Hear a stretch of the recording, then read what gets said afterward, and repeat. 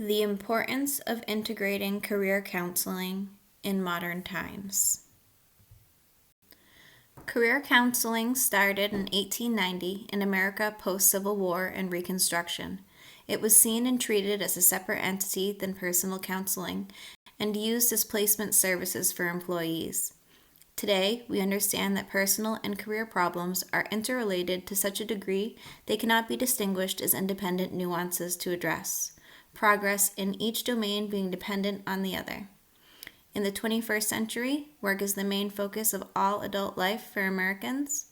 Work can be the cause of joy or sorrow. It can be the way that a person expresses themselves and obtains the financial resources necessary to live. Maslow, in 1968, states that there are 5 basic human needs, and working functions to provide people with access to 3 fundamental human needs: need for survival, power, need for connectedness, and need for self-determination. Employment provides the base for survival needs being met that allows humans to then fulfill their psychological and self-fulfillment needs. This equates to the belief that without employment, a person cannot achieve their true potential.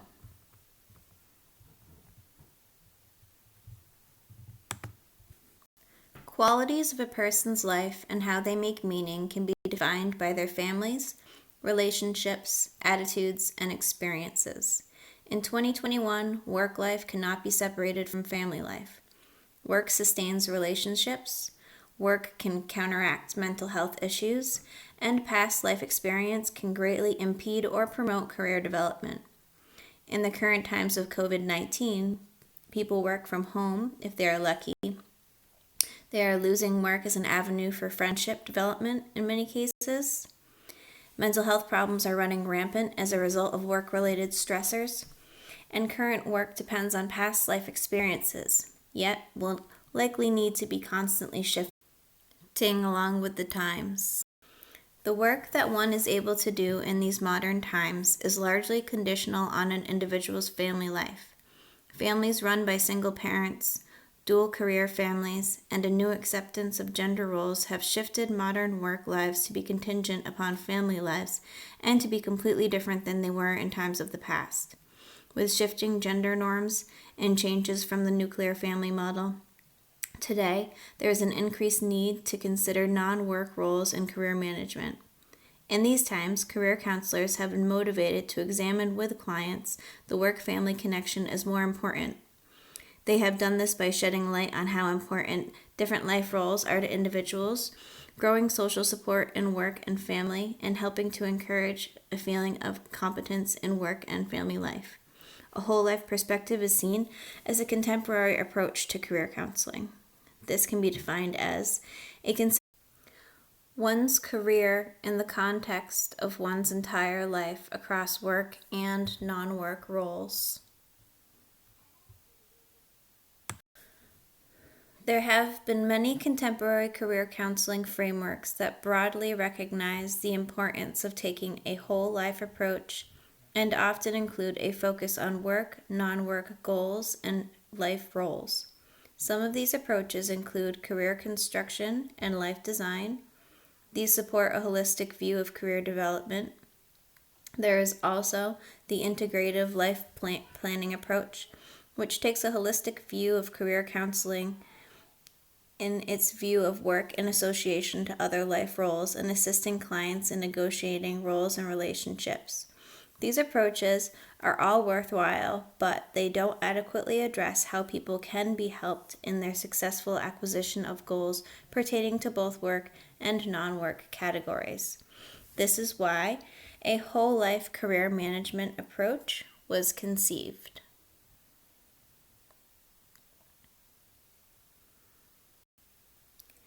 In many ways, the COVID-19 pandemic has worked as a vocational magnifying glass, amplifying relevant issues in career development. It has been previously known that work life and family life cannot be looked at as separate entities, but are instead deeply intertwined and overlapping. In modern times, during the new normal, living with at-home video calls while a child is on a person's lap, and parenting in the middle and throughout one's workday, makes the lack of separation even more clear. With many workers shifting their work to online, this means that they can access it anytime. Clearly, there are certain benefits to this increase in the use of technology. There is more job security when working remotely, and those who are unemployed can use technology to find jobs and get unemployment benefits. Yet, there is still that blurred line between work and leisure time that can be detrimental. Work-life balance may need to be looked at in a different way during these times, but are more important topics than ever.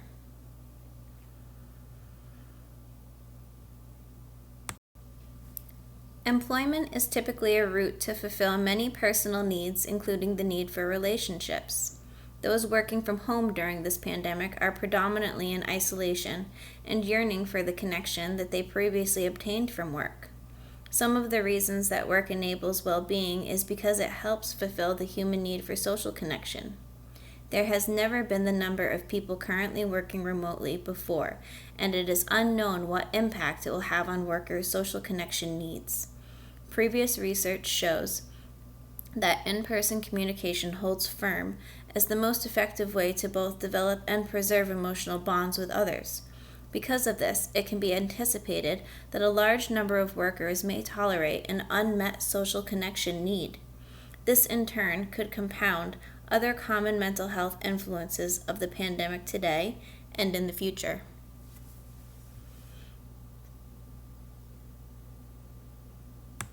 The effects of unemployment include mental health problems, poor life satisfaction, marital and/or family problems, and also physical health problems. The evidence largely supports that unemployment has negative, and likewise employment has positive, effects on measures of the psychological well-being and population levels of psychiatric illness. There have been significantly less studies which have looked at the effects of employment on measures of mental health status and other mental health outcomes for those with severe mental illness. For those that are suffering from severe mental illness, employment is an important goal and can have a significant positive effect on their mental health. The article named Working with a Severe Mental Illness, Estimating the Causal Effects of Employment on Mental Health Status and Total Mental Health Costs by Brent J. Gibbons and David S. Salkover contains a study with the aim to measure the causal effect of employment on mental health status and total mental health costs for persons with severe mental illness. The results show that employment has meaningful effects on mental health status in terms of overall mental health status, degree of functioning, and personal relationships. Employment has also shown to reduce the total mental health costs on average by $538 in a 6-month period for individuals. Those individuals who had more extreme baseline scores showed more significant effects from employment. Mental health and career development are dependent on each other and should be addressed together. While mental health is always important to address alongside vocational issues, this is especially true today. Long-held research shows that unemployment is connected to a host of negative mental health outcomes, such as anxiety, depression, low self-esteem, and that those effects are stronger for vulnerable workers like blue-collar workers, workers in developing nations, and the severely mentally ill. With the unemployment rate up, so are the effects. Even those that are currently employed are not exempt from these mental health ramifications of the pandemic.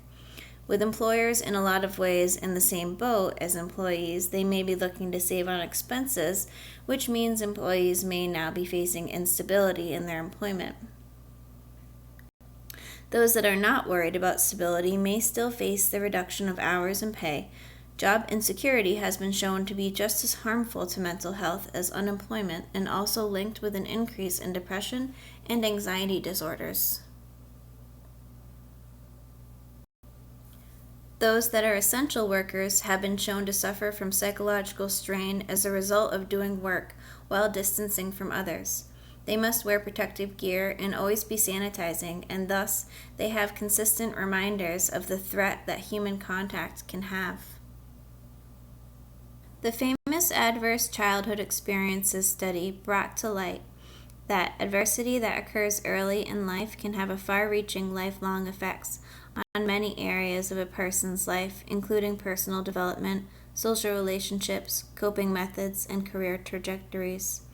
Adverse childhood experiences are also known as trauma and can describe any number of types of experiences, from being in a natural disaster to witnessing violence and everything in between. Trauma can vary dramatically from person to person. It is very subjective. Trauma can be explained more by its response than its cause. These ACEs do not plainly determine outcomes. There is a characteristic deemed as resilience, which can cause a person to overcome post-adversity and even experience positive growth because of it. Resilience has been looked at in many different ways, including that resilience is a characteristic within an individual without looking at their social context. Career counselors must be trauma-informed. If not, then they may attribute a person's ability to overcome their trauma to a simple change in attitude or perspective on their experience. This could change the entire focus of career interventions in counseling. Curry and Wydum also discovered notably lower levels of education, employment, and assets across the life of individuals with ACEs. Zelinsky studied the effects of ACEs on long-lasting economic ramifications, and there were significant differences in outcomes which were dependent on both the number and types of abuse. Overall results showed a notably and large risk of poverty, unemployment, and Medicaid usage for those with ACEs. People's ability to achieve has been shown to be less in individuals with ACEs. Drug problems and depression symptoms may help to break down the link between ACEs and unemployment.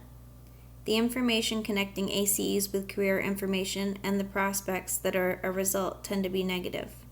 The unemployment rate has been shown to be higher in individuals that have an ACE, and high ACE scores are related to lower educational attainment, antisocial behaviors, more work absences, poorer job performance, and higher disability retirement.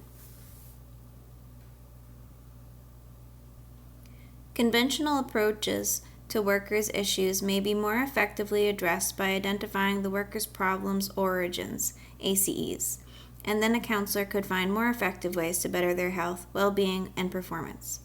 Career counselors can integrate trauma-informed approaches to better evaluate an individual's risk factors, normalize some of the experiences and adaptations they have made, build hope and resilience, and aim for post-traumatic growth. Past experiences must be integrated into career counseling in order to adequately treat individuals effectively. In these precarious modern times of the COVID-19 pandemic, there will likely be even more need for career development professionals that are skilled and fully trained in trauma-informed care. Trauma-informed career counseling approaches include establishing an environment of trust and safety, assessing for trauma-related symptoms, use of ecological frameworks to conceptualize associations between traumatic experiences and work, developing healthy coping strategies, and promoting career adaptability.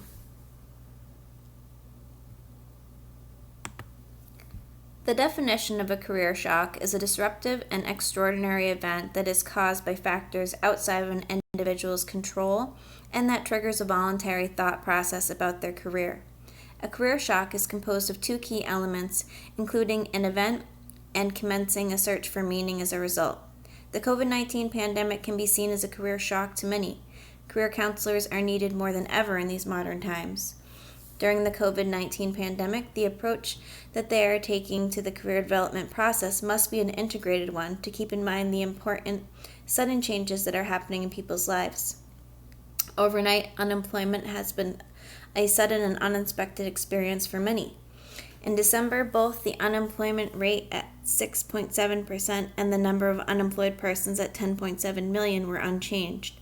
Although both measures are much lower than the April highs, they are nearly twice their pre-pandemic levels in February. These individuals may need to change their employment path altogether as a result of the pandemic in order to be employed, and they will need help with continued stress as a result of this loss and sudden change. Reference page.